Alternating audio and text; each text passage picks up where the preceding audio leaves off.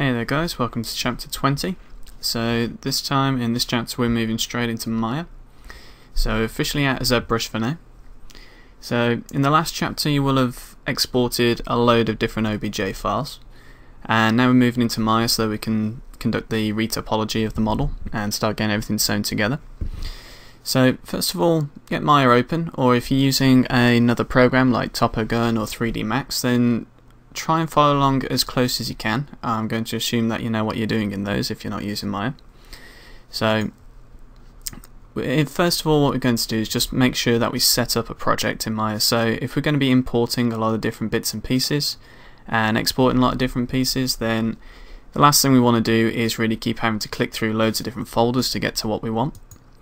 So first of all, go to File and then Set Projects, and then going to navigate to My Projects folder, and I'm going to go into the relevant files here. So we're going to use just the basis for this. Just going to go into the Forgemaster folder and press Set, and we'll just go ahead and press Create Default Workspace.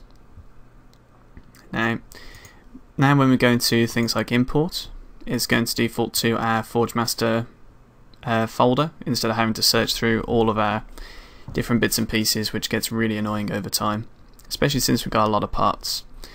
So let's go into our working folder, go into our exports, and now we're just going to go into our medium resolution, and I'm going to start off with the upper body and all of the elements that make that up, just because it's the most time consuming part. Getting facial topology and body topology right can be a real pain.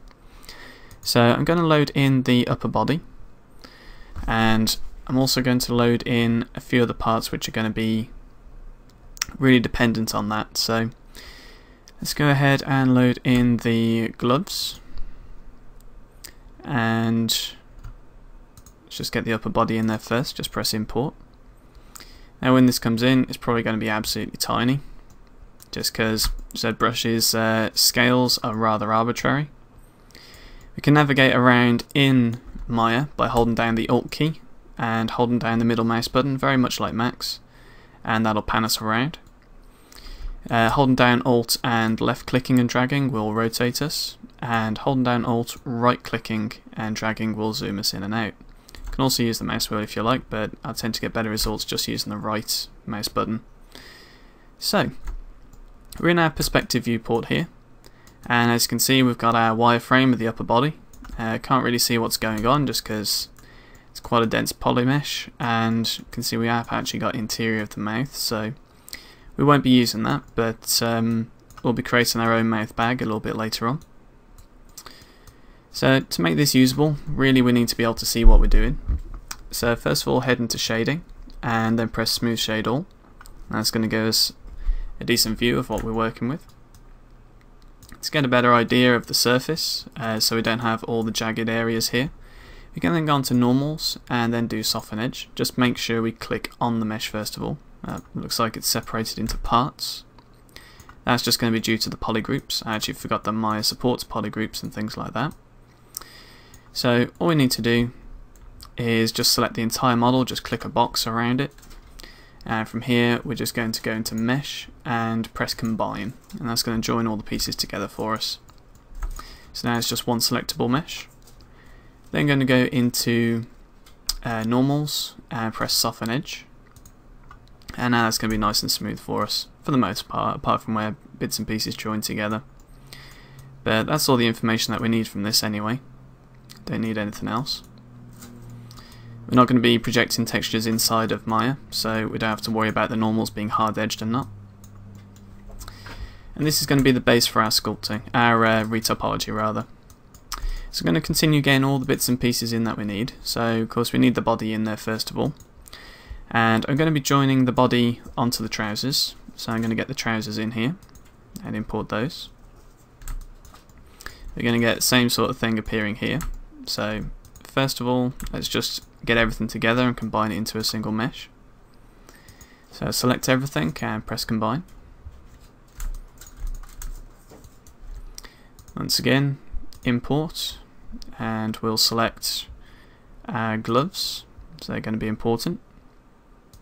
Just import those. Import once again. Let's get our boots in here, because these are all going to be parts that we want to be part of a single mesh, and we want everything to match up properly, so let's get the boots in as well. So again, something that looks rather like a more full human. We'll leave the eyes out for now, as we don't need those. Let's see what else we need. We need the wrist straps for the gloves, because that's going to affect how we actually retopologize the gloves. We're also going to import the glove charms as well. Import that. That's going to be placed over there for us. And import. So we've got the boots trim. That's not necessary for now. Let's see what else we need. We're definitely going to need the belt, as I tend to really just meld that into one, so both the trousers and the belt's all part of the same mesh. So that's really what we're doing. We're importing all the bits and pieces that we want to be part of the same mesh. And to be honest, I think I might do the gloves separately, just to make it a little bit easier, as not everything has to be a continuous mesh if we've got, you know, a semi-competent rigger. So let's just go ahead and remove the gloves. Just drag and select them and then press backspace. We'll remove the wristbands as well, and we'll do the gloves separately. So boots, and we'll definitely want to get the bootstraps in, so we're going to import the bootstraps as well. So we've got bootstraps, import, and we'll do the same for bootstraps 2, and we'll get the rings in as well. In fact, we'll leave the rings, that's not going to be relevant at the moment, as we'll just attach a mesh to it, just a ring, which will give us that detail. So I think that's everything we need here. We've got the belt, we'll do the buckle separately, we'll do the gloves separately, and all the wrist straps and things that come in with that. We'll have the apron, which will be separate. See if there's anything else that we need to bring in. The earring, again, will be something which we do separately. I think that's pretty much everything. Yeah, that'll do it. Okay, so let's get started on this. So, I do apologise if you can hear my key presses quite loudly. I've had to put my microphone on the desk, and I have a mechanical keyboard, so it can get a little bit noisy sometimes. So I'm just going to select the entire thing. Just going to combine everything into a single mesh, just so we can keep it all together. So you can see it's struggling with this poly count, which is why I always do medium resolution stuff when available. Let's just hope it holds together. There we go. So navigation's still pretty smooth, so we don't have to worry too much about that. So in Maya, everything's a little bit different to pretty much everything else. So over on the right hand side, we'll see that we've got the channel box / layer editor. We're going to click on that, and down here we'll have the layers panel. We want to actually put this mesh in a new layer. So over here we'll see we've got create a new layer and assign selected objects. So being as though we've got this mesh selected, we'll go ahead and click on that, and it's going to make this, it's going to create a layer which will contain all the information that we have selected here. For instance, if we turn this off, the mesh will disappear. Turn it on again, and it will appear here. So let's get started on this. So first thing I want to do is get rid of the grid, as it has absolutely no bearing whatsoever for me. So just go up to display and turn off the grid. We can tell which way is up, so I'm not really bothered about that. And let's just get our model into position. Now down here in the layers panel, you see that we actually have this extra little box here. We can actually set some properties in this. What we want to do is set this layer as a reference layer. So we just keep clicking this. It's going to make it transparent. Hit it again and it'll turn to an R, which means that it's set as a reference.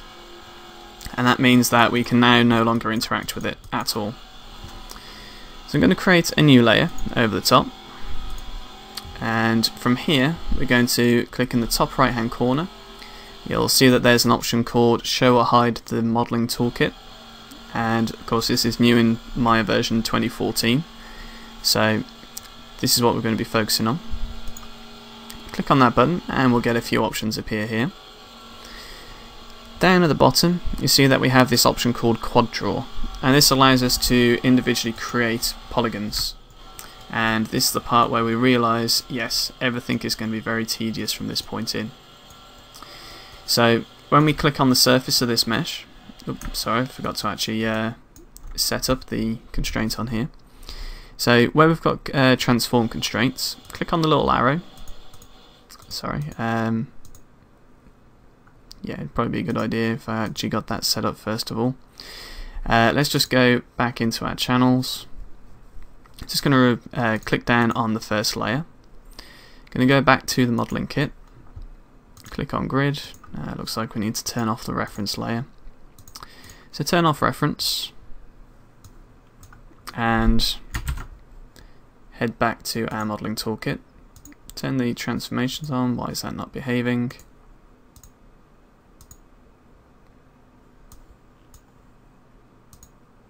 There we go. So in the modeling toolkit, turn off the reference layer first of all and select your mesh so it's all green. Click on where we've got transform constraints and click on other surface and choose poly surface 3, as that's what this model is actually called. We'll then head back to the layer and turn on reference mode. We can then go back to our other layer and deselect that, go back to our modeling toolkit, and this means that it's going to stick to the surface of the model, so we don't have to worry about moving vertexes around. It's going to stick to the surface of the model which we've set as the constraint. So now if we click on Quad Draw and just put a few points down on the surface, you see that those have stuck to the surface pretty well, and we can now create a polygon on here. Just click with the left mouse button to create these 4 points and hold down Shift on the keyboard and then click in between, and that will actually create a polygon on here. You can turn off Quad Draw and that'll make it a solid polygon, or turn on Quad Draw and it'll enable you to edit it. Now when we're putting down these vertices, we can do a number of things to edit them. If you mouse over it without holding down any buttons on the keyboard, everything will turn red. If you hold down the middle mouse button, you'll be able to move that polygon around. Probably not the best idea, unless you're sort of really shifting groups. Good thing is it will stay attached to the surface that you've got it assigned to. Just going to undo that with Ctrl Z. You can also move each individual vertex around using the same thing. Just put your mouse over one of the vertex points, hold down the middle mouse button, and you can move it around. Just release the mouse button to set it. And the same again for the edges as well. Or highlight red, hold down the middle mouse button, and move the mouse around to adjust it. Another thing we can do is we can weld points. So if this needed to be a triangle for any reason, we can hold down the Control key and hold down the middle mouse button, drag over a point to another point, and it will create the triangle for us. We can remove points by holding down Control and left clicking on them, so right clicking on them. That really didn't want to behave for me there.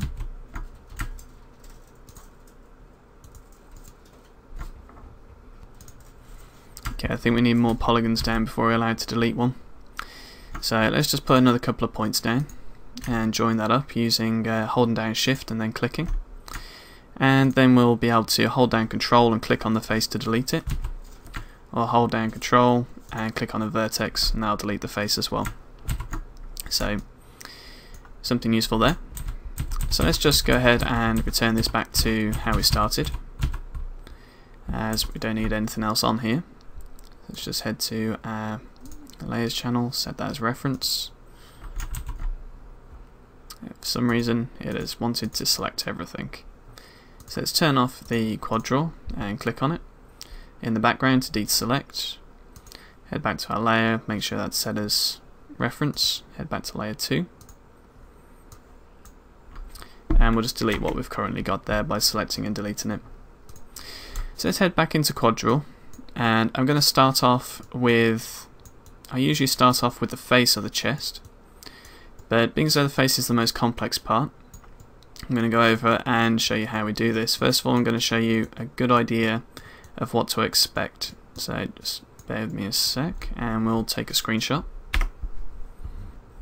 Okay, well, instead of taking a screenshot and doing something in Photoshop to show you, I'm just going to see if screen draw will actually work on Camtasia while I'm recording this. So here goes nothing.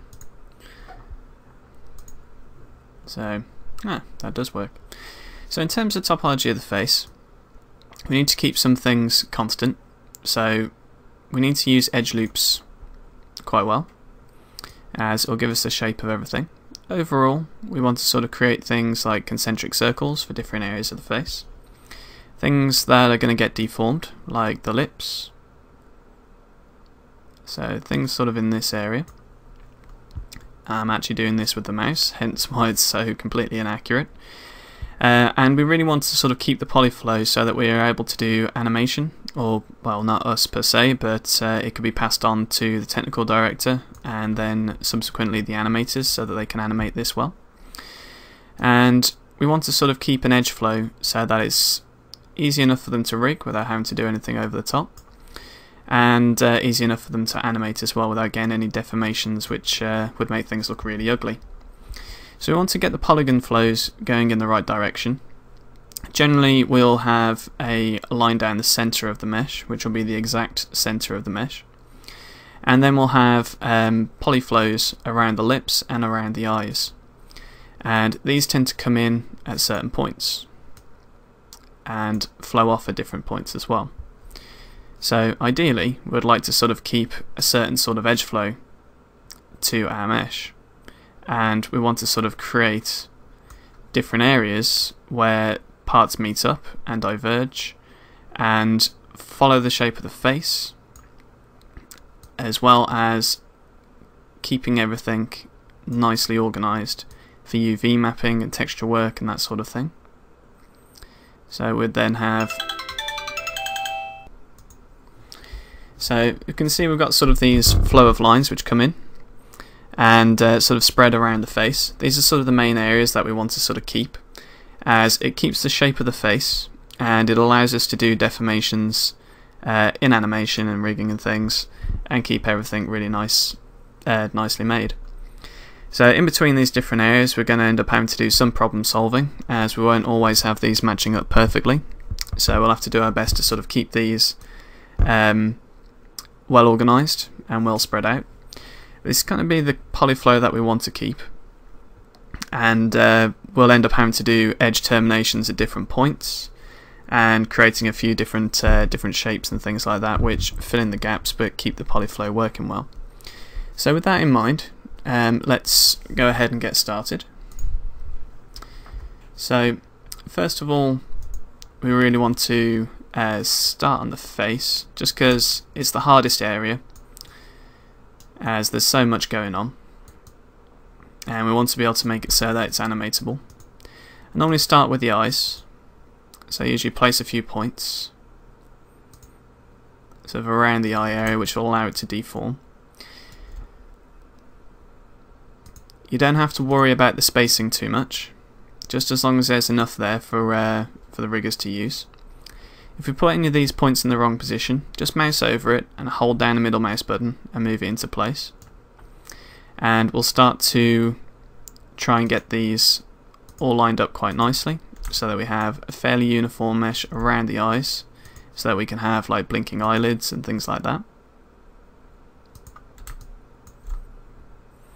And you can see there's already going to be a point where we're going to have to sort of play with things a little bit here, because we'd quite like this this line in the corner of the eye to follow around, but we'd also quite like to keep this well spaced out so we don't get any too much texture deformation when things get stretched in order to do the blinking eyelids animations. So we're going to have to come up with something creative to get around that. But first of all, I just want to get everything into place so that we can actually start using this. So hold down Shift and click to join these parts up. If things are in a straight line, you can actually click and hold down the left mouse button and just drag across these points to join them up. And you can see that we're starting to get something that looks more like an eyelid. Only on this side of the face we have a bit of a gap. I tend to like keeping these in line with each other as it's a lot easier to rig and it also gives better animation as well. So let's see if we can figure out exactly how we're going to join those together. One way would be to just simply insert another point and join these up like so. But then we'd also have to do a similar thing over here. So let's go ahead and do that first of all. I'm just going to go ahead and merge these two together. So I'm going to hold down Control, hold down the middle mouse button and drag from one vertex to the next to match them up. You can see we get quite this sharp descent here. So really we need to add in another point around about here and here.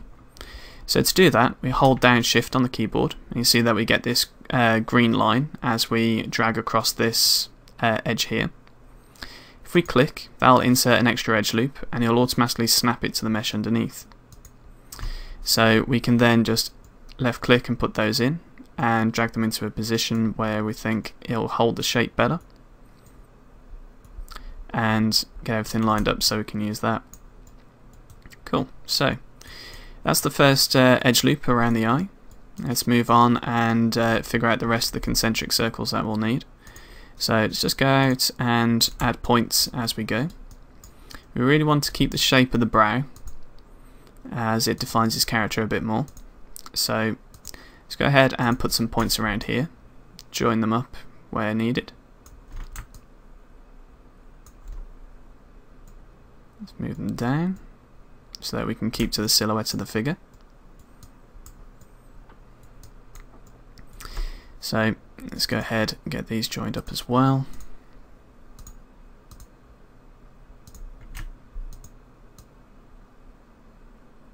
There we go. Okay, so we've got something which follows the shape of the eye, and normally we don't need any more edge loops than that. So let's figure out where the rest goes. So here we really need to sort of get to a point where things will terminate for us and we can then carry on the edge loop around so it goes into the nose. So let's just go ahead and start doing that. Let's put some dots, some vertices down in here so it follows the cheek and up over the rest of the brow. I'm putting these dots down so that they line up with these polygons here, so they sort of radiate out to these points. And here we're going to need to do something a little bit special. We're going to be overdrawing it so that we can get an extra polyflow. So I'm going to join these up as we have them. And from here we're going to end up sort of coming down and carrying on an edge flow a bit further down. So we want to sort of square this one off, add in an extra point here and join that up. So we're going to once again do the same here. So this will then follow down the side of the nose.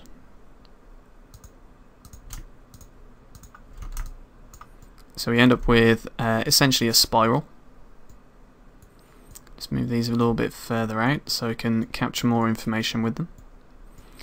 You don't want to be using insanely small polygons. On the face it's fine, just because if it is to be animated then it's usually going to be the most animated part of a character, especially if they have dialogue and things.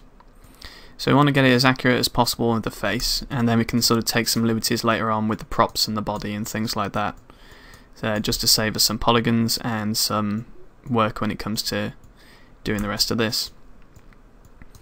So from here we can then bring the nose section down to sort of where we get the nostrils, and we'll be working on that a bit later.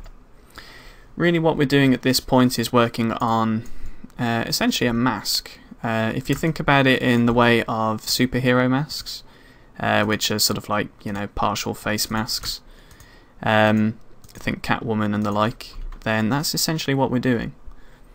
So I'm going to carry on and bring up this separate edge flow around the eyebrows here,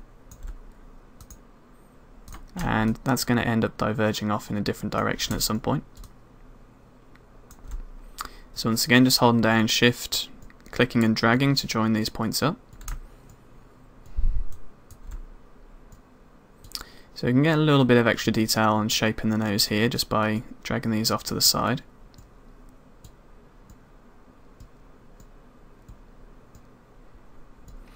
And we're just going to put a line straight down the centre. Get these points joined up. And this is going to mark the point at where we end up sort of getting into the rest of the cranium. So you can see that mask sort of taking shape here. Now around this corner we're going to want to sort of figure out how we can get this to flow in the rest of the rest of the direction of the face. So we're going to use a diamond to do that. Diamonds are quite common in topology for changes in direction. So at this point we can have an edge flow which comes up here to meet with the nose, and then from there we can have an edge flow which goes around to the back of the head, and subsequently all the rest of the parts which sort of match up with that. Let's go ahead and get this connected up here. Get that joined up there. And now once again we're getting to a point of where we'll need to change direction. If you remember correctly when I drew out on the screen, we'll end up with wrong one, I need the pen. So if I just draw on here, we're going to want to follow the folds of the mouth, the folds of the jowls rather, and this is going to want to come down from this area as well. So we're going to end up having to sort of come up with some creative ways of changing the directions of these polygons to get them to match up. One way which we'll do that is to sort of bring it under the nose, so that they end up with terminations in this area. But we'd quite like to stay away from triangles, as once again it's an expressive part of the face. So we'll probably bring out a polygon here and have a sort of diamond shape, and that way we can bring this edge loop up and create a new edge loop through this nose, and that way we'll end up with a nice flow. So let's go ahead and do that. Just going to hold down Shift and put in a new edge loop in this area, and that's going to allow us to get that rectangle in there that we needed.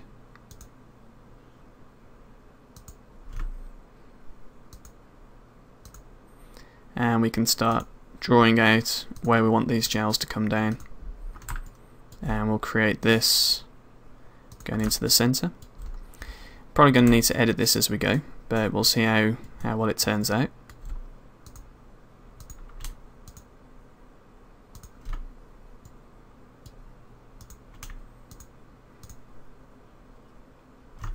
So this isn't my favourite part of modelling. It's probably one of my least favourite parts. Mostly when you get sort of areas like this where it gets difficult to put in some polygons, what I tend to do is create a random polygon between these parts. It's not joined to anything. Hold down Control and drag the middle mouse button to the vertex points just to weld them together, and we end up with a good termination point for these. So nostrils are a bit of a pain as well, but we can still follow through with the directional flow. So for the nostrils, we're going to end up sort of drawing down these points here and join it under the nose. So we'll be able to bring that down to here, and we'll bring that into this point so we can kind of see where we've got the flow going. And we've then basically got to navigate this area and try and join things up as much as we can to terminate things. So let's see how we can manage that. The rest of this tutorial will be going at a bit of a brisker pace, but at the moment I just want to sort of help you out with the idea of topology and how to sort of construct the face. It's something which I've had to learn the hard way. As part of a small indie team, I was also the rigger and the animator, and some of my models were not well adjusted for this type of stuff, so I've kind of learned from experience, and after having to deal with badly topologized models, I don't want to put anybody else through that if it's not my responsibility, so to carry it on afterwards. So save yourself some headaches if you're planning on learning how to rig as well. Save your teammates some headaches if you're working with a rigger and an animator, and just prevent yourself from being shouted at for being horrible at topology. And yeah, just a bit of friendly advice. So we kind of got to a point where we need a little bit more resolution out of these polygons than what we're going to end up getting. So how we're going to deal with that is by adjusting the distribution of these so that we can capture a little bit more shape data from it, but without having to increase the number of polygons that we're dealing with. So I'm going to join that up, and you'll see that we actually get part of the mesh sort of sticking out from there. So what we need to do is sort of reposition these so that we can get more information and shape out of it without having to go insane with the poly counts in this area. So let's see what we can do here.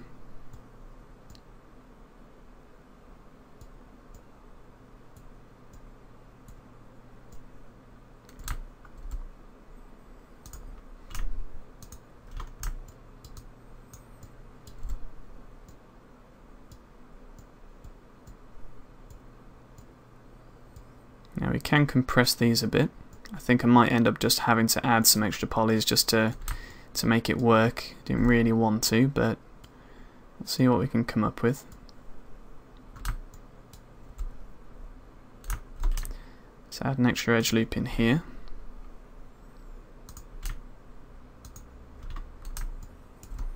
Of all the parts of the face, the nose is my least favourite, because it's a point of where a number of edge loops will have to terminate, and it's a point where usually you don't end up with quite so many polygons to actually play with.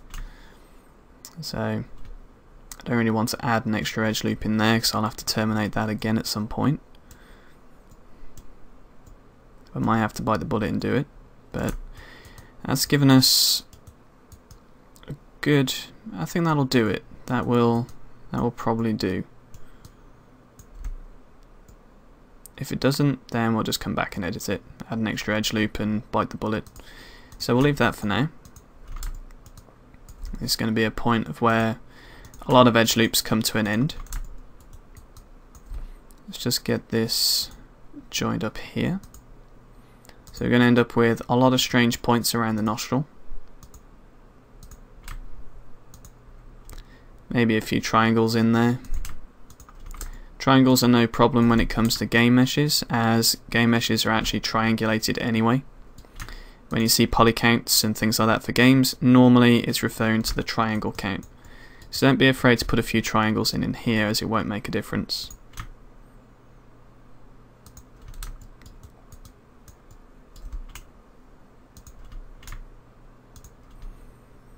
If it solves a problem, then it's worth doing.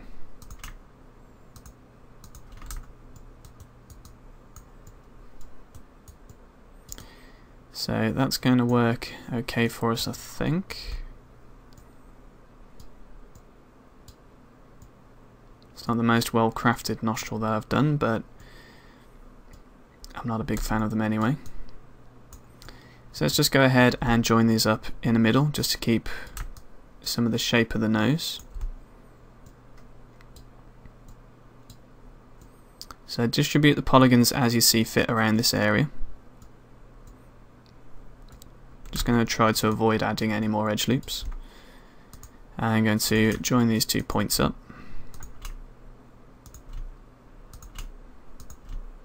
So we actually get proper depth for the nostrils, so we get actual shadowing in game and don't just have to paint on a black texture to make it look like it is.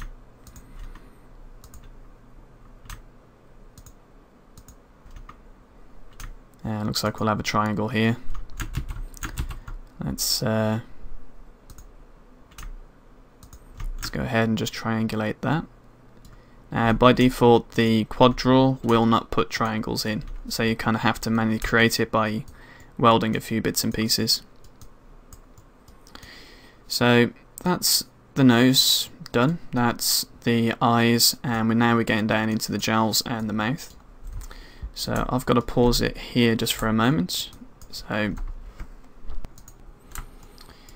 I think we're just going to leave that just there for now. We'll get onto the mouth in a moment. Just want to sort out the rest of this up here. Just want to sort of keep a continuous sort of loop going. So just to keep the curvature of the face, as there is no hard line at the top here. So let's tidy this up a little bit.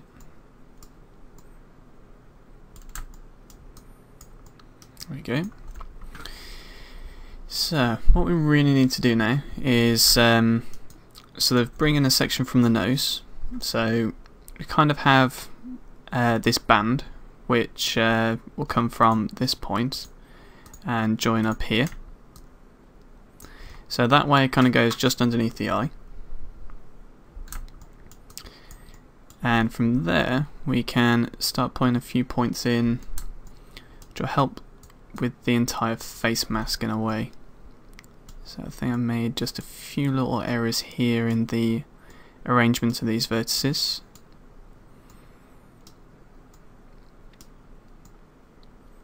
So just kind of, yeah, I think that'll keep the flow quite well by the looks of it. We'll get movement in the cheeks. I'll go around into the jowls. So let's just bring this section in underneath the nose. And we've got a triangle appearing there. Don't want that. Just get those in. And let's sort out this area of the face. So we want a bit of a change of direction here. So this is going to follow the jowls down to the bottom of the jaw.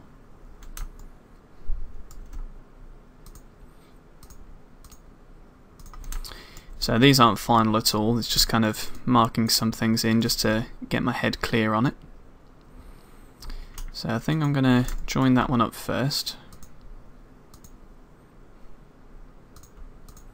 Put some points in here so I can get the directionality of this down.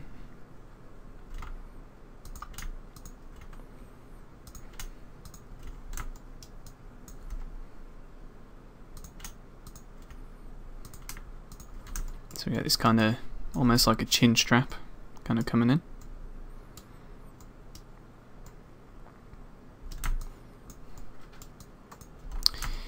And at this point let's just get the rest of the face sort of marked in here. So we want to keep his jawline kind of straight because that's going to enable the riggers and animators to be able to make his mouth open wide.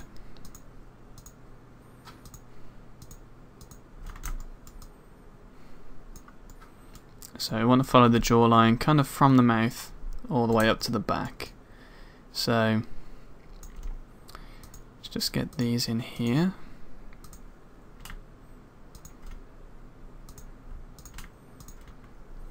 Now he's got quite defined cheeks, so we want to definitely keep that in terms of the shape of the actual polys.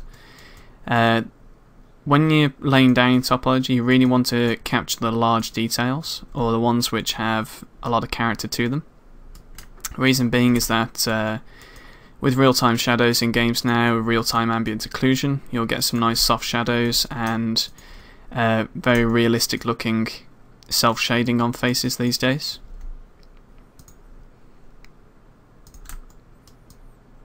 And that'll really help sell the character. Seems like we may have a bit of an issue here. It's going to be quite a large area. We're just going to have one large flat poly. So I think I may just put an edge loop in here, just to help smooth that out a bit. Just change the spread of these. So that's holding down the middle mouse button on the vertex and dragging it. That's going to keep everything a little bit more natural. So we'll get a slight curve there. You can see the indentation of the skull.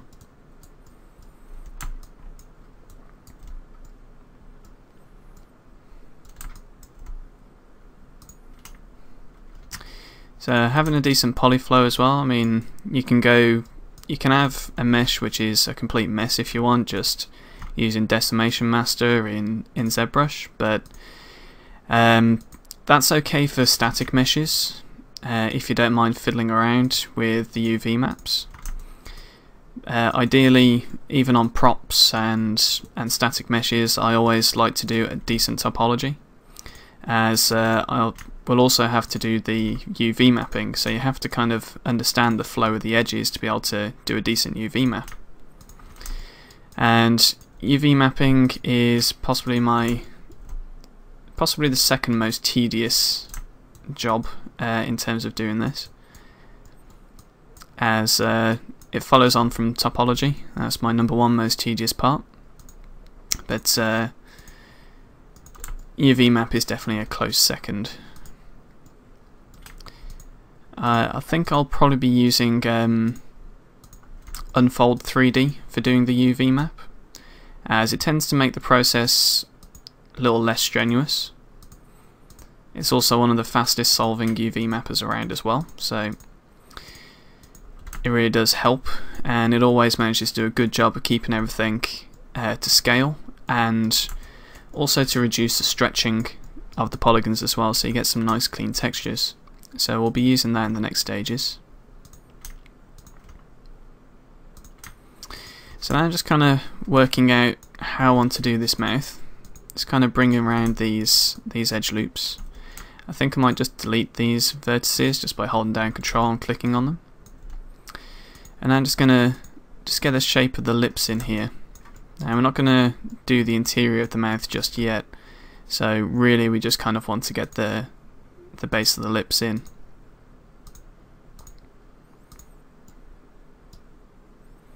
So make sure we get the correct curvature.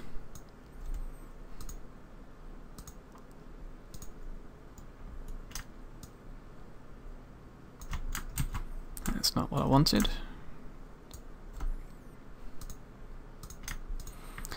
So let's see, will that work? Yeah, that'll work if I just tweak the corner of this, bring the lip out like that. That'll work quite nicely. So that's why I haven't spent too much time on the jowls just yet, because we're going to have to cut in some extra edge loops to be able to get the right amount of resolution for the lips and the right sort of topology for decent facial animation.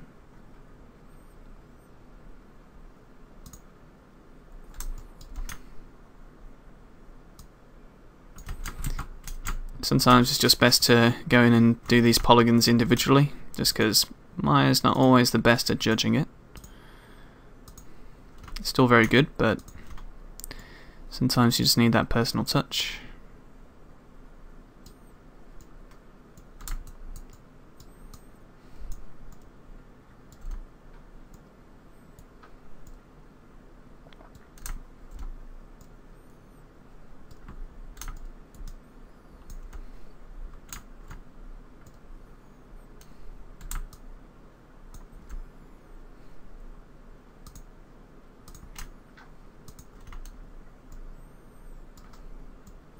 So the lips are quite fiddly.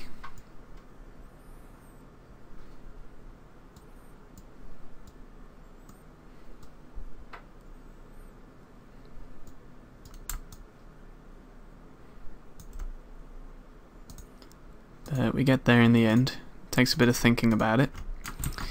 Whatever you do, don't try and rush this process. Decent topology is a godsend for everybody. It makes your job UV mapping easier.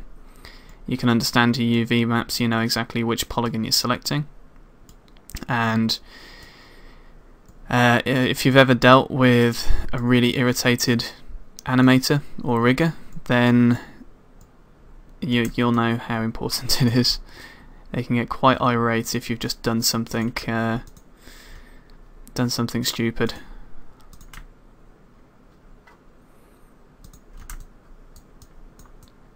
So at least when I was doing rigging, I could only really get annoyed at myself.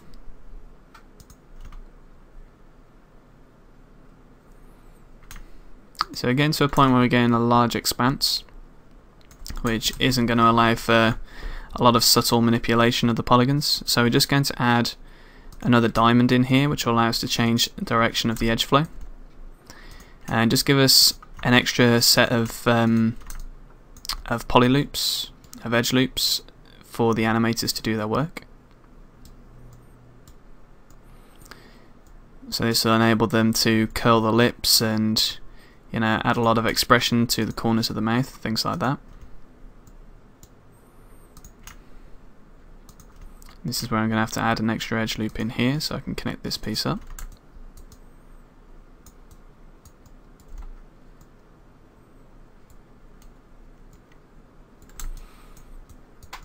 So this is by no means perfect topology.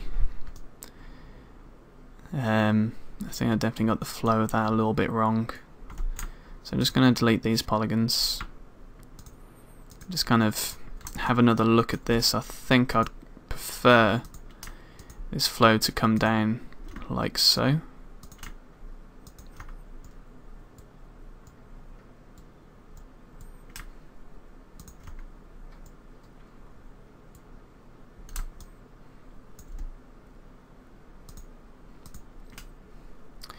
There is no magical, you know, retopology rule or anything like that which can be applied to everything. It's on a per character basis, and while you do have the, you know, the foundations of where the edge loop should go, obviously depending on the shape of the character's face and the amount of detail that you want in there, depending on the amount of expression that you want to give them, it definitely does differ from character to character. So what I'm doing here is I'm just trying to get this edge flow just to kind of follow a bit more of a curved line down from the eyes.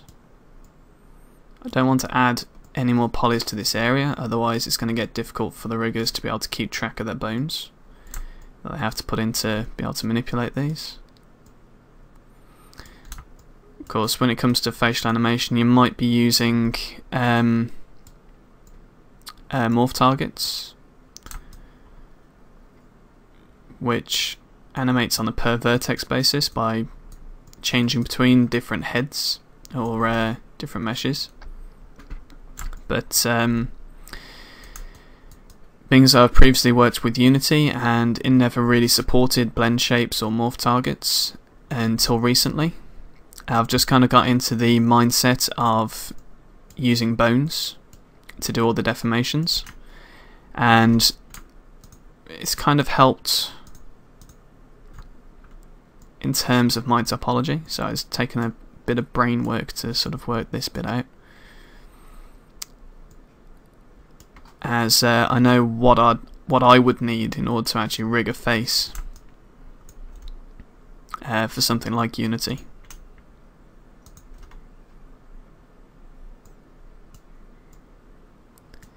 Fortunately, in the newer versions, it does indeed support morph targets or blend shapes and things like that, so it's improved a lot, but still it's force of habit. So just trying to get this to recognise that polygon, but I don't think it's going to, so I'll have to see if I can get it to recognise that one, and then I can weld these 2 points together.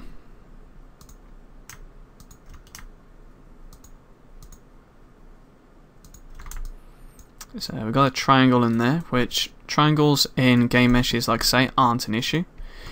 However, it is when it comes to an area like this, which needs to deform properly.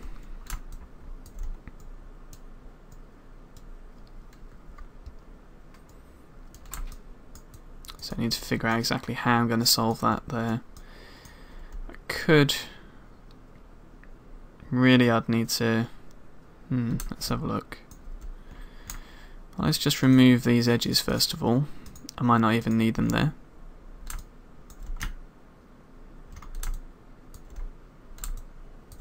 Getting a little bit too close with the camera. Just weld these. I think that'll work it.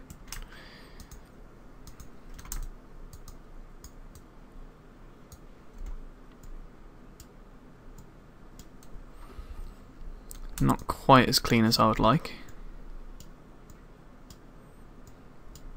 Idea, I'd kind of like to keep this flow sort of going up and joining at the cheek here, but I'm not sure if I'm going to be able to do that. So sometimes scorched earth is always the best policy. So let's just go ahead and remove the problem areas.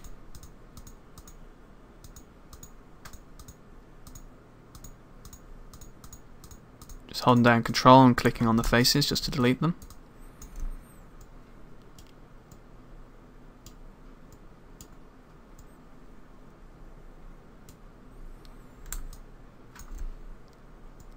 So let's see how we're going to manage this. So that's going to be following the jowl.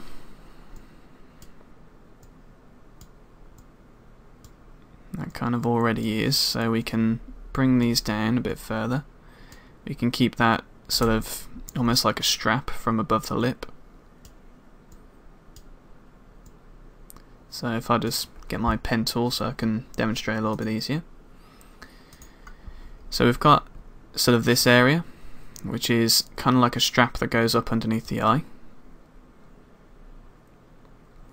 And then we have another strap here, which generally would like to carry on up until this point, so that it can then take on this this sort of mask shape. So I think I kind of failed a little bit there. Really, this line should come down here. So let's just go ahead and correct that. So this directionality is kind of off, and really we'd need to sort of bring this line down, which means we can get rid of these. I'm just going to merge that up there. That should be okay. In fact, I'm going to weld that point to this one as well. So now we've got that quite obvious sort of strap going on from the sort of center of the lips all the way up to the eye.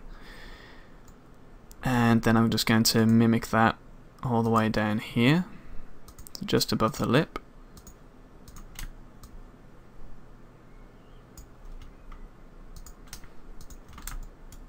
That'll work quite nicely.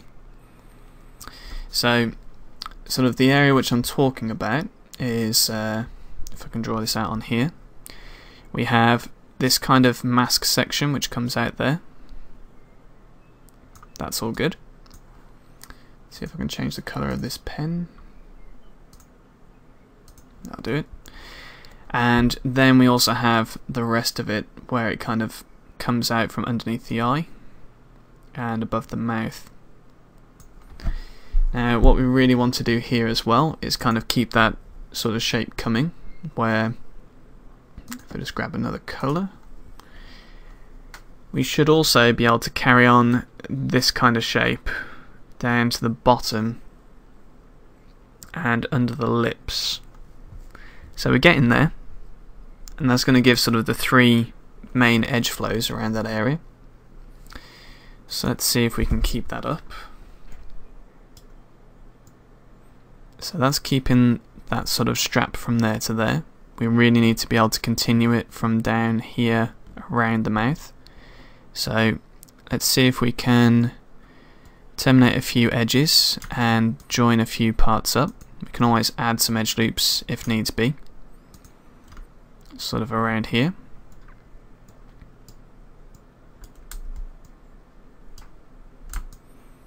So that follows on quite smoothly, and that carries on around here. So that's kind of exactly what we wanted. Sometimes you've got to put polygons in to be able to tell when things are going a little bit wrong. Not everything is going to be perfect all the way around, so you may end up having to delete large swaths of polylit of edges and things to be able to get the sort of shape that you need. So we should be able to bring this down here. Join that back up there. And that should do us quite well, I think. Let's just get the lip in now. So this is going to be the big change of direction in the lip. This is where we're going to have these points which need to be able to be animated.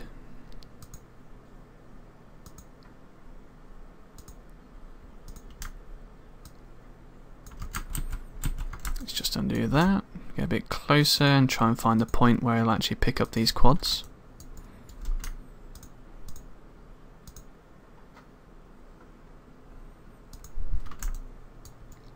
There we go, so this is starting to look a lot cleaner now.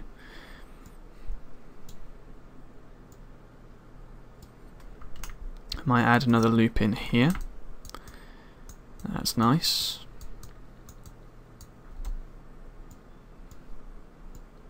I think we need another one, so we can join this area up there. You can see we're starting to get sort of where we'd be able to see folds and things like that in the skin, in the corners of the mouths. So we can bring that out a little bit further, so we can get that sort of little indent, and we should be able to merge that in there.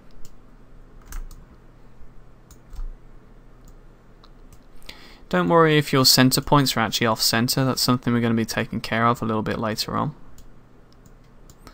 Let's just make sure we've got a nice smooth flow of polygons around here.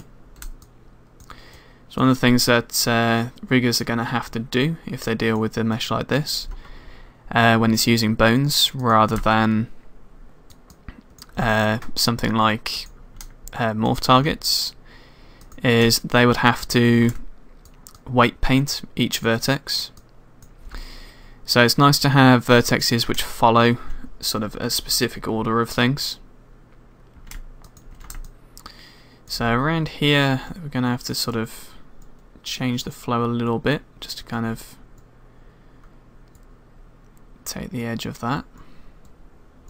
I promise the rest of this is actually going to be faster than the face. It's the most complicated part of a mesh, and it's also the most important part to get right, as otherwise you tend to get sort of wonky looking facial animations which are a dead giveaway in any game, and it immediately looks cheap and amateur. So take your time with this, don't rush through it.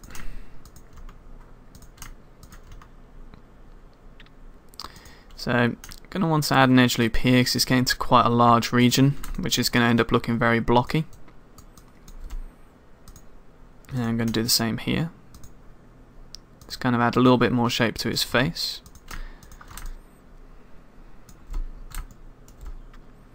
Try and keep things to just about the center, and then you won't be too unhappy when we actually lock these points to the center. You'll actually get results which you know, sort of what you wanted instead, as sometimes they'll end up getting stretched to the center or squashed. So just try and keep them clean around the central line. Let's drop another one in there just to keep the shape of the jaw. And I think we're sort of in the home stretch now. The rest of the head's really easy to do, even the ears.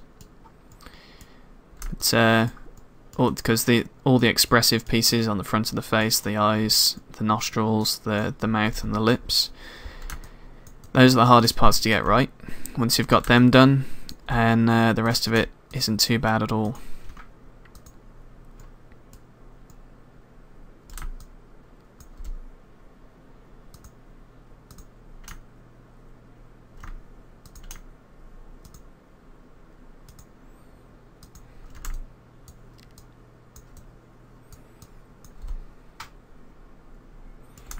I have to say, knowing that I'm being watched and possibly judged while I'm doing this, it's possibly some of the best facial topology I've done for a long time.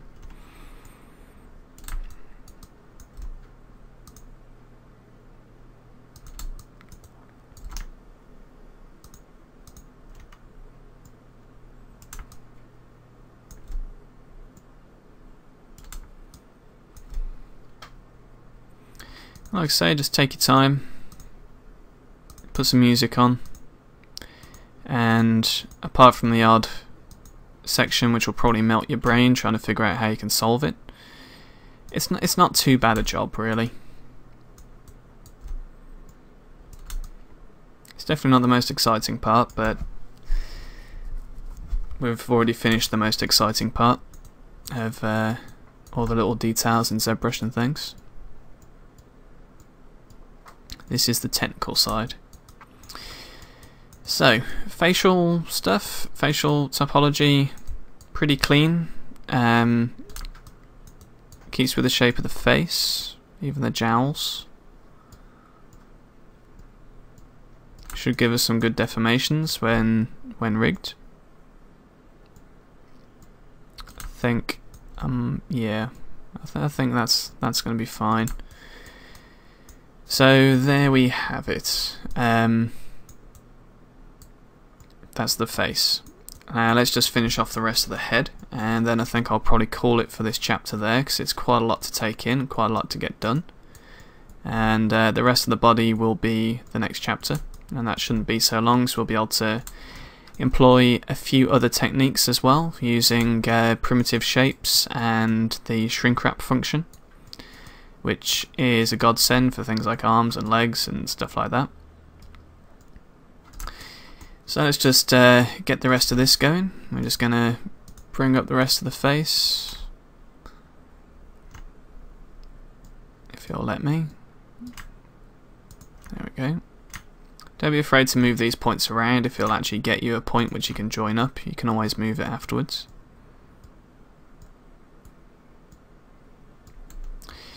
But largely the sort of strict requirements of topology is pretty much done now.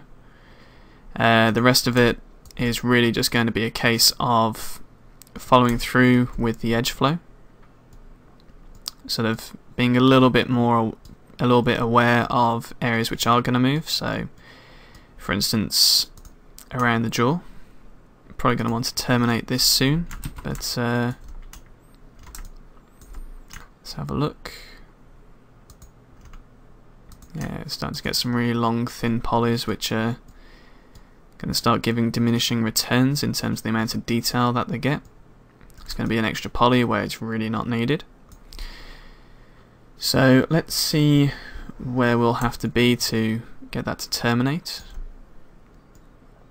A good place to terminate edge flows are at changes in direction. So for instance, the change in direction here at the jawline might be a good point to do it. Yeah, you can always stick a triangle in if you like, but like I say, I still like to try and stay away from triangles.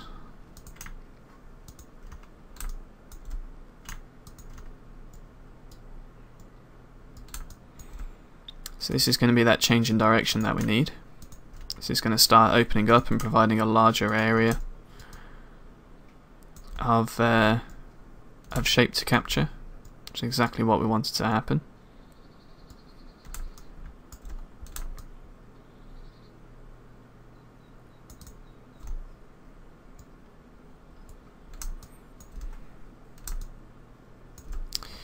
So let's just carry that up here.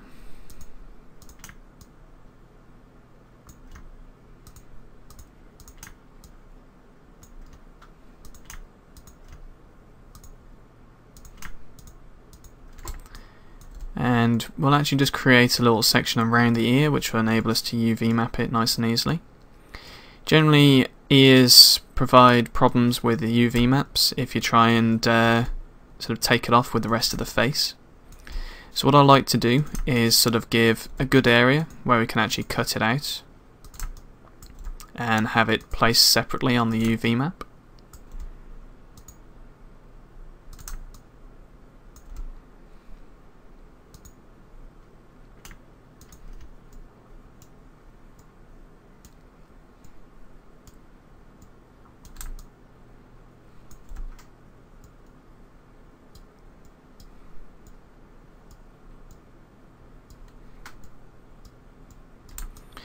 So let's see if we can get these to link up here.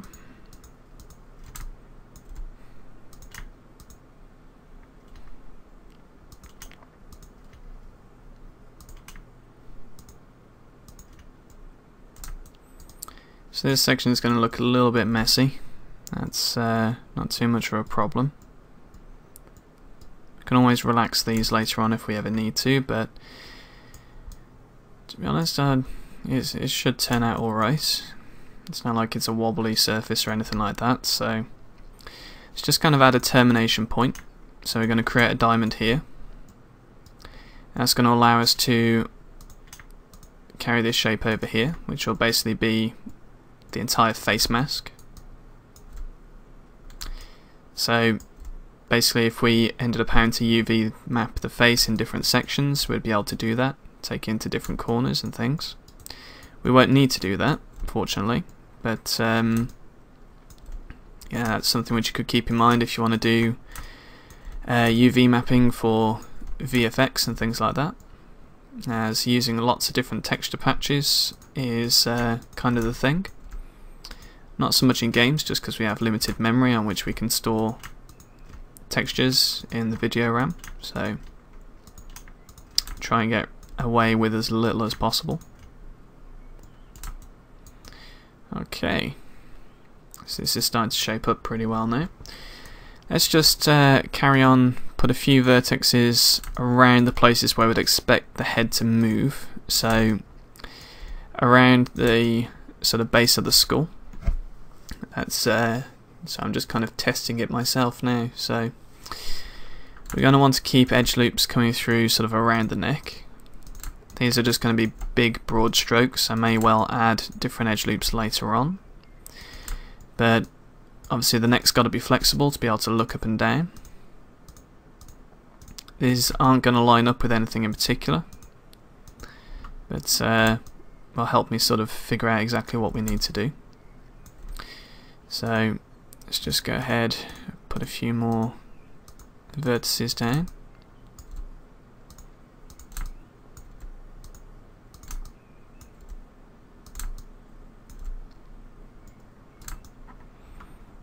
I think that might even work. So let's go ahead and join up these points here. Let's say a change in the direction. This part of the head isn't going to move, so you don't have to worry about deformations there. You can use as many triangles and things as you like. And generally around the top of the head, we don't want to go crazy with the polygons. Yes, having more polygons will make his head smoother.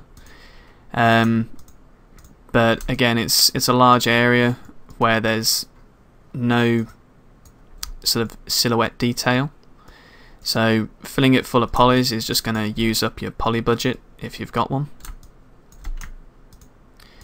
I haven't set a poly budget on this, but using this technique, you know, sort of the method that I'm using right now, I've had meshes which come out at around about 26,000 triangles, which these days is nothing for sort of this current generation of gaming consoles and PC games.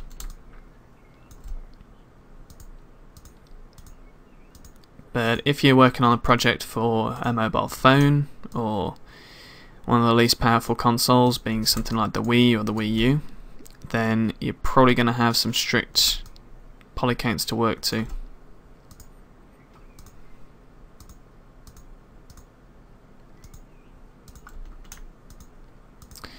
So you can kind of see where we've got another edge flow coming through. If you actually go to put the edge loop in here, inserting the edge loop, which is kind of handy. Being able to see your edge loops on the fly, that comes around perfectly. It's exactly what we want. We have our concentric circles, they don't branch off, and then we have our sort of spirals where we need them. It's looking nice and tidy. It's exactly the sort of polyflow that I'd like, and that's the face mask there. That's brilliant. So let's just go ahead and get this finished off down here. There'll be a few points where we want to terminate these polys because we're going to end up with stretched ones and too many polys to really tie off. So a good way of doing that is to put down an extra edge loop and sort of contain it within another. So by what I mean there is If we wanted to terminate this edge loop, a good way of doing it would be to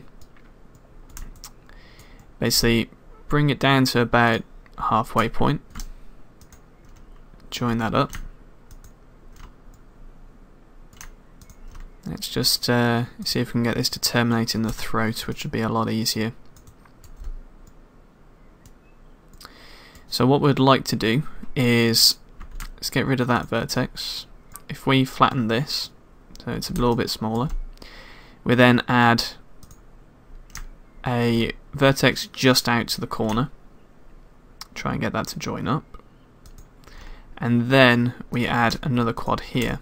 So what that does is that closes off this edge loop and brings it into the center, which when the mesh is mirrored will then just go around and carry on in a circle basically. And that's the best way of tying off edge loops that you don't need. As long as you've got a place to tie them off, then it's all good. It's getting to the point where we might need to do a few more of those, I think. So let's just drag that down and tie that off there. And then here we can remove a few of these verts and then bring this edge flow around here. So for a rigger, that means that you've got this entire section here which is going to be flexible. And these areas that are being tied off aren't going to make a difference. So they'll just be weighted exactly the same as the polys on here. Probably absolutely as well. So I'm not going to be doing any rigging or animation for this tutorial because, quite frankly, I'd like to get it done sometime this year.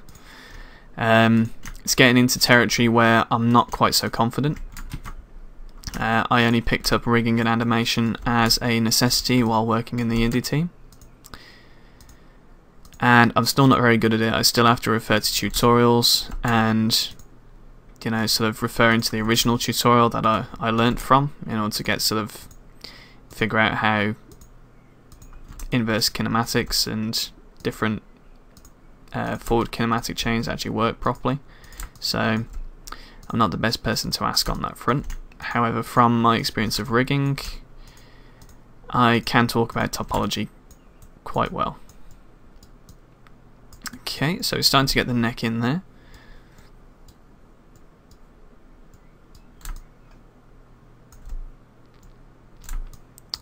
So let's go ahead and sort out the head. Let's see how many edge loops we need to bring over. So let's get a diamond in here. It's going to allow us to change direction and also bring these edge loops to a point. So from here we'll be able to chop the ear off in the UV map, which will make our lives easier. I'll get to doing the ear soon enough anyway.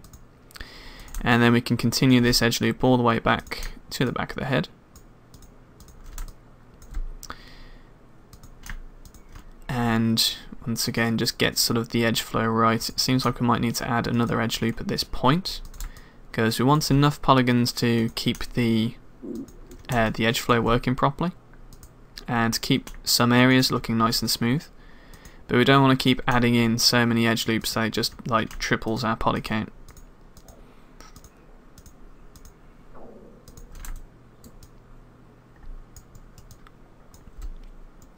Sort of large areas like this are going to be sort of slightly problematic. So another edge loop may well be needed here to be able to keep the shape. Fortunately, we are able to tie things off with diamonds in this area. There's no deformations going on in that section. So we'll be able to carry on this edge loop around the front of the face.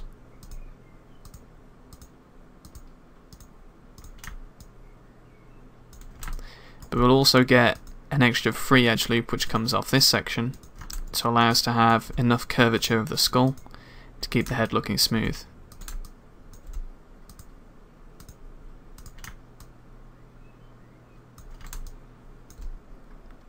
So just place inverts down in the corners of where I'd like these quads to kind of lie. Trying to keep things evenly spaced and I quite like my lines to have a flow to them. I don't like them just being all jaggedy all over the place. Sometimes that can't be helped, but where possible, try and keep things sort of neat. It's because if you're doing this for a portfolio piece, then neat lines are always a good sign.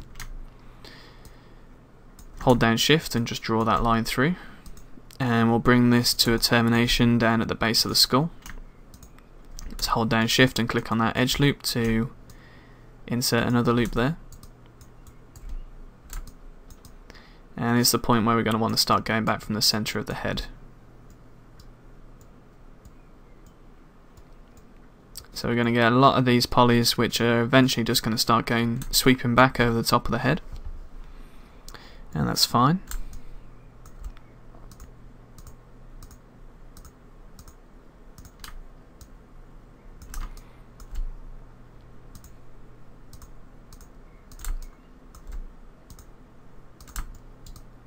Just going to place these down over the center and just kind of get them to sort of match up at the back. Ideally I'd like another line coming here from the back of the head all the way to the front.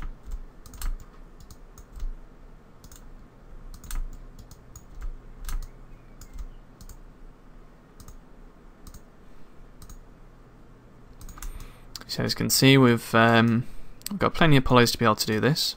However, we do have a edge which will need terminating. So just going to once again create an extra vertex here, and basically join this in.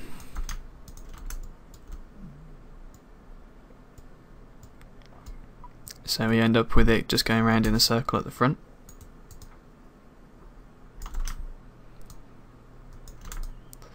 And we'll just get our polys drawn in over the back, join in with the back of the head. It's nice when things tend to match up. Now you can see we kind of have a little bit of a problem here with that. We don't have enough polygons down the back to be able to support the ones at the front. So what I'm going to do is just going to start bringing them back from the front to the back, and I'm just going to sort of solve this on a case by case basis. We'll be able to keep the shape, but we'll be able to start terminating some of the edge loops as well.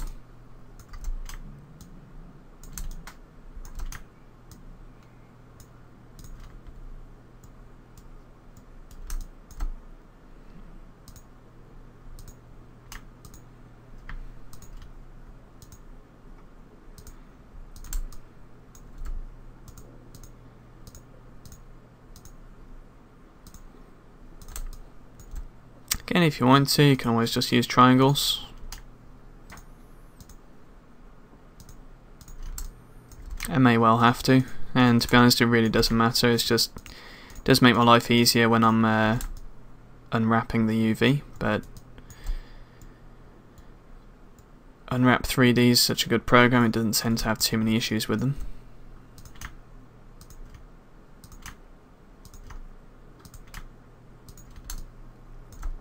So it's a point of where probably an extra edge loop may be of some help.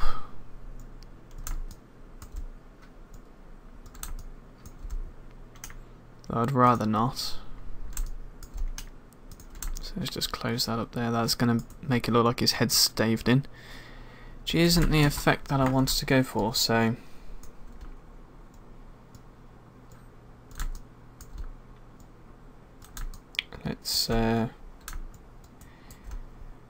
let's just delete these polys here.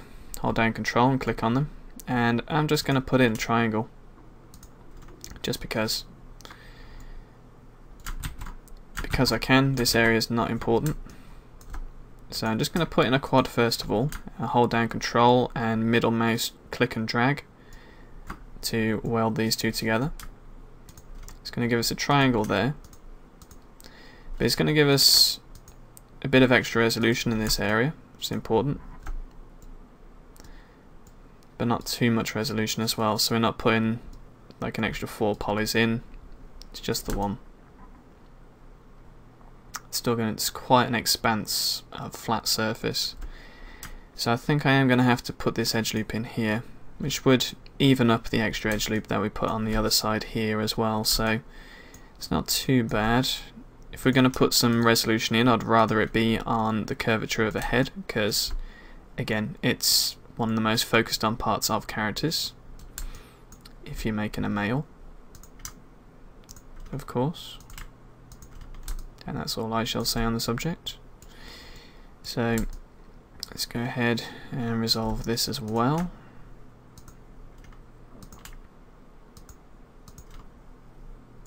So a little bit of creative retopology there. Keep the resolution without having to insert another edge loop to try and keep track of.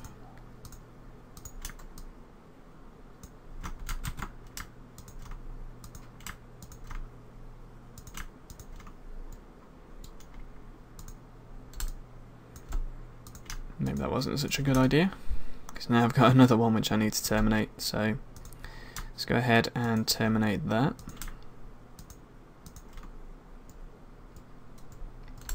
This bit is a complete mess.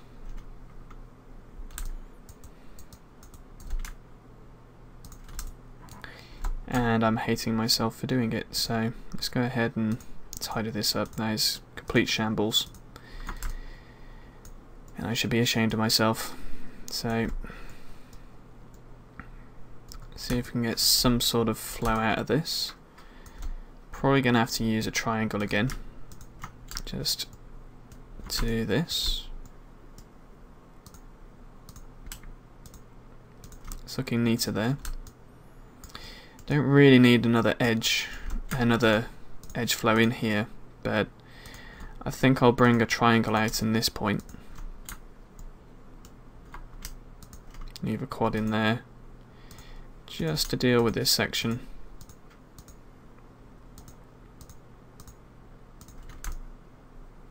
Shouldn't produce too many problems. It's not a total mess, not as clean as I would like, but again, it's an area which isn't going to be deforming, so I'm not overly fussed. It's not an area that the riggers would have to deal with either, so I think everyone would be quite happy. It solves one of my problems and doesn't cause a problem for anybody else, so in my book that's okay.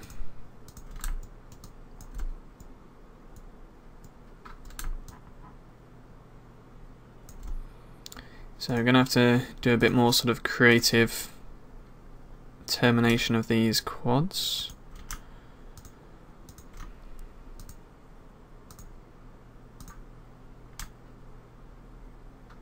See if I can get that in there. Probably not. Let's try this one. There we go. Let's put that in there.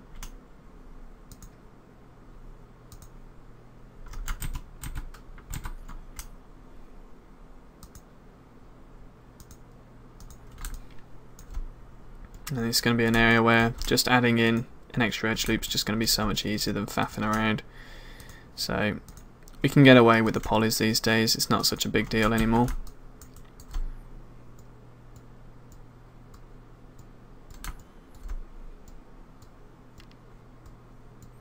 I think we'll add another one in here, just to keep the roundness of the head.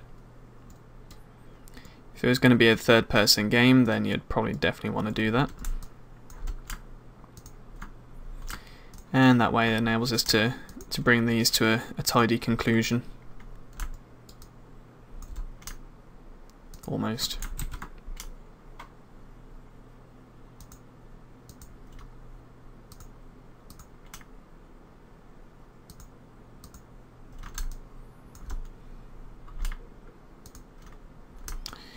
So there we have it. Let's fill in that gap. So the back of the head is a bit of a mess. Could have been distributed better, but like I say, it's not going to be deformed. It keeps the shape of the head fairly well. So let's preview what we've got. Let's go ahead and go back to our channel layer editor, and we're just going to turn the visibility of the reference layer off. And it's going to leave us with this, which works. Let's see what it looks like with smooth normals. Of course that won't work with quad draw on, but let's go ahead and get this ear done, and I think we'll call it there for this chapter. It's a bit of a long one, but I'm sure you guys have survived if you've done my hard surface tutorial. Okay, so let's get this ear in, which is going to be nice and easy for us.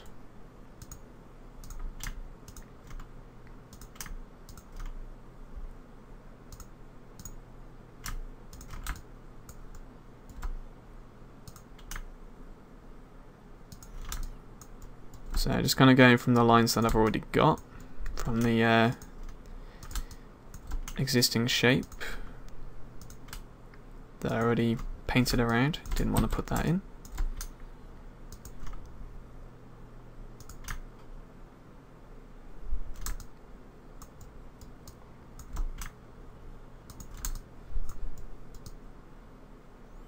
So the easiest way to do the ears is to use as few polygons as you really need. It's also a good place to sort of tie off some of the topology and edge loops from the top of the head. So you can bring over those edge loops and sort of just bring them to the center. As long as we're sort of following the shape of the ear, then everything should match up alright. So let's just join these. I got an extra vert that I don't need there.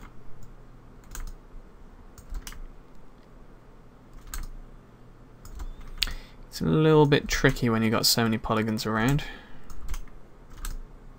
So let's just move a few of these into a better position. Just put that at the top of the ear so we get the silhouette correct.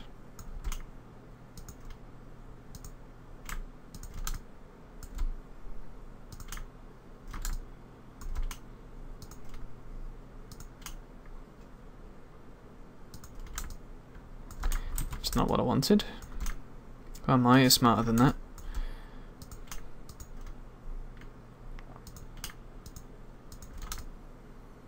So you can see we're starting to get some terminated edges now, which is making our life easier. Generally speeding up the process as we have fewer and fewer polygons to deal with.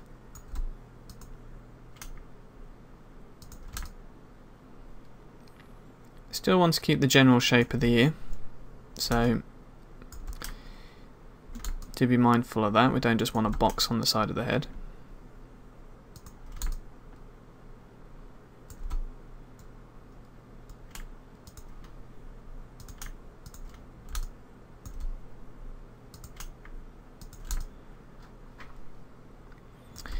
So this is a good place to tie off a few quads in areas which are barely going to be noticed by anybody.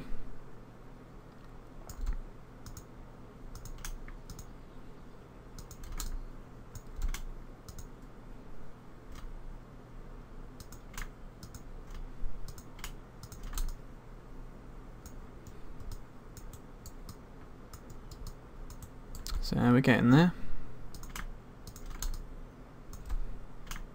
Just add a triangle in here just to start tying this off. Well, not a triangle, it's still a quad, but it's quite triangular in its form. It's more of a diamond.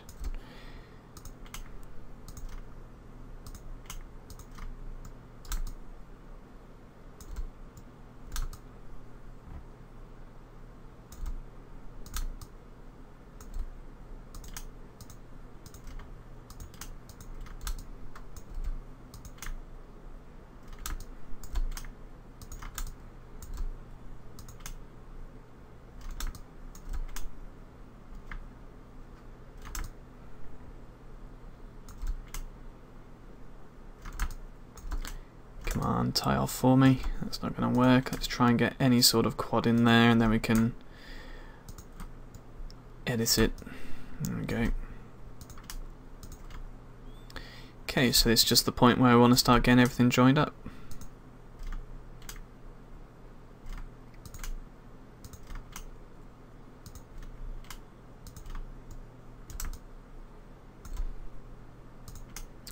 Again, no deformation happening in the ears during animation, so don't have to worry about getting edge loops in the right places. Just a case of tie them off as neatly as possible without creating any hideous shapes.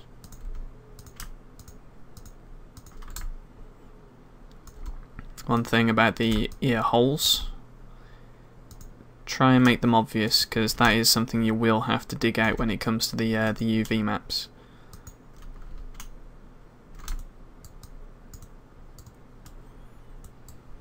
Same with the eye sockets as well. I'm going to go back and do those in a minute.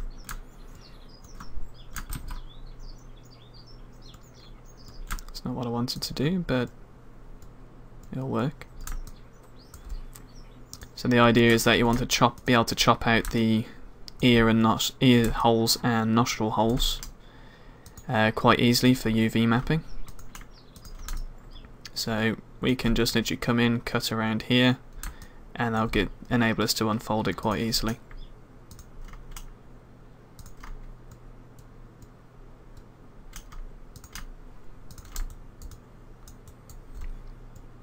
So putting the time and effort into good topology saves you and everybody else who has to deal with the model a lot of time.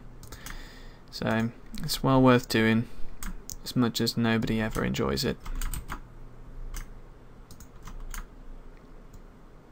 So just welded that point. So now we have a solid ear. That's fine. Let's go ahead and do the eyes, the eye sockets. Let's take this central point, drop it down into the center, drop in a few lines of vertices which match up with the central line of the eye, followed by a few more over the top. So that we can then bring in these polygons inside the eye. Tightness around here isn't such a big deal, as the eye sockets generally, I never have a problem with the eye sockets when it comes to the UV mapping, so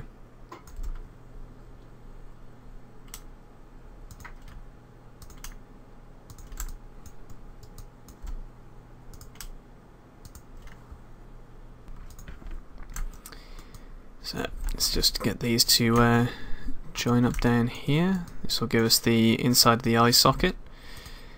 There's no real reason for this to exist. We shouldn't be able to see it when the eyes are actually in, but something I always like to put in, just in case we need like an extra edge loop just for the eye sockets, for the eyelids, that sort of thing.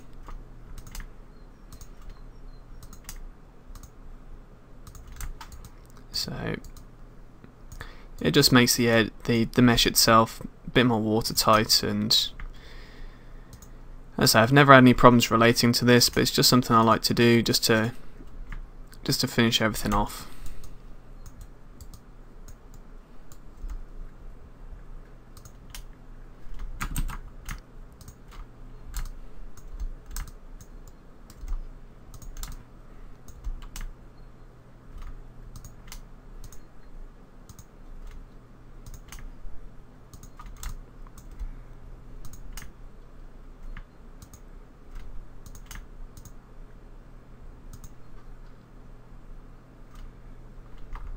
Just going to merge that down into a triangle, just fill in these gaps in the center.